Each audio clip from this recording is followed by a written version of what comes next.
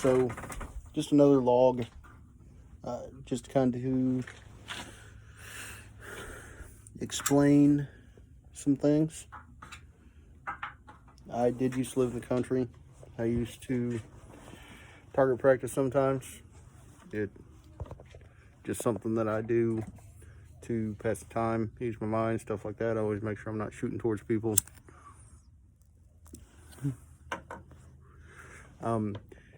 There was one occasion where I shot into the ground. We had people trespassing, and the whole story on that is that we actually had people coming up to the window and saying threatening things in the window while we were trying to sleep. If you can imagine it, it was said. So I actually have a recording of one such incident.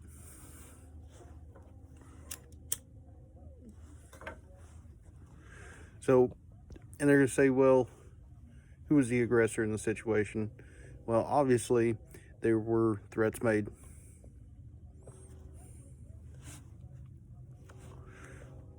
In a threatening manner. Basically, when someone comes on your property and they're whispering in your window, saying things like bitch and pussy, and in general, being a criminal mischief, you do have a right to protect yourself and protect your property. So, just to be clear on that, I did not go outside and just shoot in the ground because someone was just trespassing. There were events leading up to it. There were threats. There were harassments. There were a number of issues before it ever got to that point. And Missouri is, in fact, a stand your ground state. Meaning if someone is intruding into your property, your home, and you feel threatened, you absolutely have the right to stand your ground. If you feel or you are in imminent danger, you have the right to stand your ground.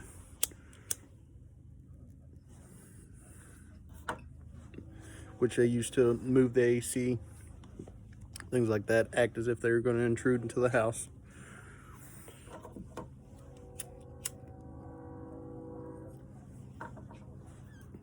So if you actually look into Missouri's laws, we have what's called stand your ground. Meaning if someone is trying to intrude into your property, or makes you feel physically threatened on your property, you are allowed to stand your ground.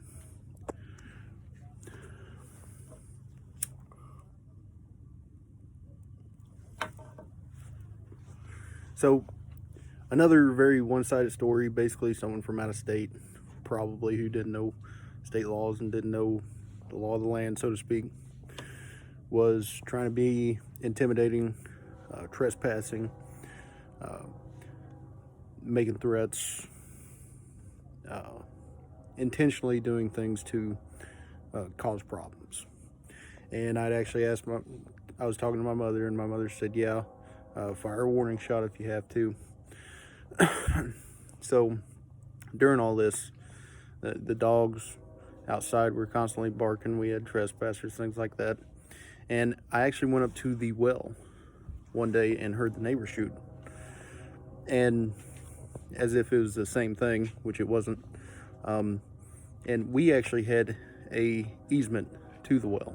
So, and in the contract it stated that we had an easement to the well, that we were allowed to go up there to do maintenance, anything that would maintain the well. Basically, I was checking the light, make sure that it was still on, that the well wasn't going to freeze. So in Missouri, we do have stand your ground, which means if someone is invading your property unlawfully, you do have the right to stand your ground if you feel threatened.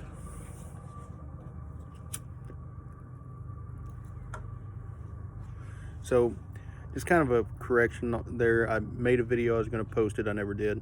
I was basically talking about how when I get the right to buy firearms again, I'm probably going to buy a AR-22, just a little plinkster that I can go out and target practice with, and basically just say for a rainy day, if say we do have the apocalypse, in which I don't agree with the sentiment that you need a big heavy AR or SKS or AK. I actually had an SKS at one point as a semi-automatic.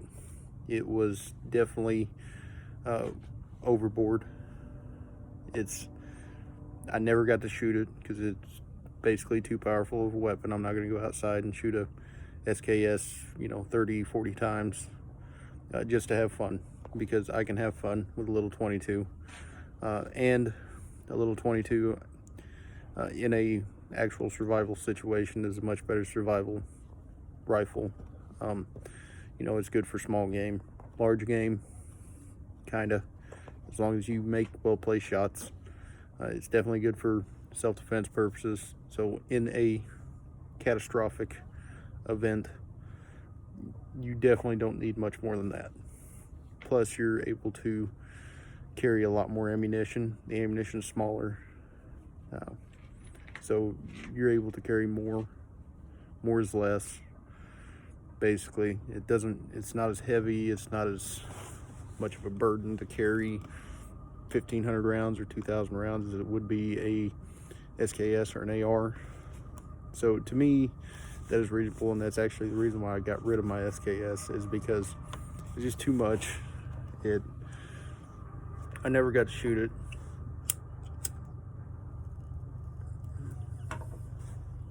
Because it was ridiculously too much. It was, basically something that sat in my house and collected dust.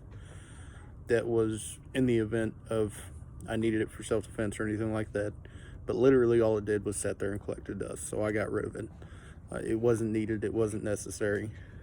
And even in a survival situation, I can think of 100 different rifles that would be more suited for that situation, like the AR-22, which would be far more suited for a survival situation. They say, well, an SKS, that's a little bit better when it comes to, if you're in a survival situation where they're wearing body armor, in which one, a 22 is a lot lighter, faster.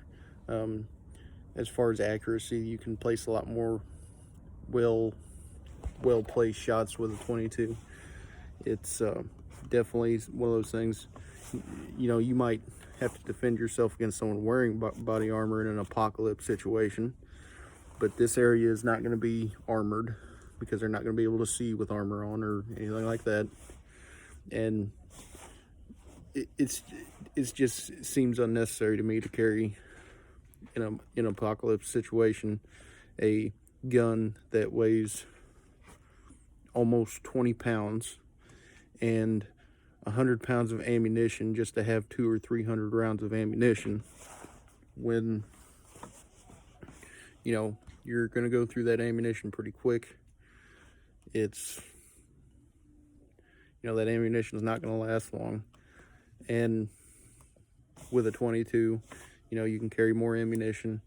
It's perfectly suited for hunting, deer, rabbits, squirrels, all those things. It's perfectly suited for that, and it's perfectly suited for self-defense. And I just don't see the point in carrying, in an AR-22, it might only weigh 2 or 3 pounds. So I don't see the point in having a big, bulky rifle with big, bulky ammunition and saying that that's my self-defense rifle. I used to have one. I never got to shoot it. It was just too much of a pain in the ass, basically. And unless you're someone with lots of money who's a huge gun enthusiast, it's really not economically feasible to target practice with or shoot. And it's really not something that you can go out in your backfield and kind of plink around with. It's really not that much more suited for self-defense or hunting purposes than a 22 would be, or just a bolt action hunting rifle. So that's kind of that. There are situations in which it would be called for, but I can't think of a single one where you would need a AK or an SKS or an AR-15 in an apocalypse situation. Because I mean, in an apocalypse situation, I'm one of those people who would probably lay pretty low unless, you know, I was directly threatened. And I'm one of those people who would want to have a lot of ammunition and be able to carry a lot of ammunition.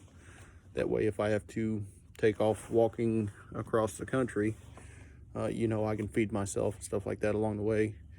And it's just not something I see as necessary. I don't see a AK or an SKS necessary. Now, that's my personal opinion. Other people might have other opinions about it, you know, and they'll say, well, you know, there's going to be body armor, stuff like this. I see that personally as a waste of money. I'd never spend $5,000 on a 50 cal BMG just because I think someone's going to be wearing body armor. You know, I can pick off a pill bottle that tall from 100 yards with a 22. So if I can pick off a pill bottle that tall and actually hit a square that big in the pill bottle, I can probably hit this area right here from 100 yards. And that is more than enough. That's more than what anybody's going to need in an apocalypse situation. Of course, a 50 cal BMG, you know, you might be able to shoot someone from 1,000 yards. But, you know, reality, if you're shooting people from 1,000 yards in the apocalypse, you probably need to go to jail. Even though there won't technically be a jail. But if someone's 1,000 yards away from you, they're obviously not a threat until they get up close. If they get up close, possibly they are a threat. But if they're just walking around 1,000 yards away from you, they're probably not a threat, and it's probably a way overkill. So that's just kind of me. That's the reality of the way I think. You know, 50 cal BMGs and SKSs, AK-47s, that shit is way overkill to me, especially in an apocalypse situation, because, you know, you're not exactly going to be able to be mobile with a 50 cal. You're going to be able to sit at home, but eventually the food at home is going to run out. You're going to kill off all the wildlife around you at some point, and you're going to have to travel. And it's not going to be, you know, it's not going to be feasible to travel with a 50 cal BMG. It's not going to be feasible to travel with an AK-47. So in my mind, where it's at is like an AR-22 or just a regular 22 rifle, and, you know, plenty of ammunition, in which you can carry plenty of 22 ammunition. That's a very dependable rifle. They last forever. It's not something that, you know, to me, the apocalypse, when you're thinking in that tone of mind, is something where you're eventually going to run out of food within the direct premises, and you're eventually going to have to go out. You're going to have to spread out to find food, to find things that are needed for survival. So basically, to me, a big, bulky 50 cal, unnecessary. A SKS, unnecessary. Heavy, too much weight, not enough ammunition, and you're probably going to starve to death at some point if you're relying on those weapons. So, talk to you guys later.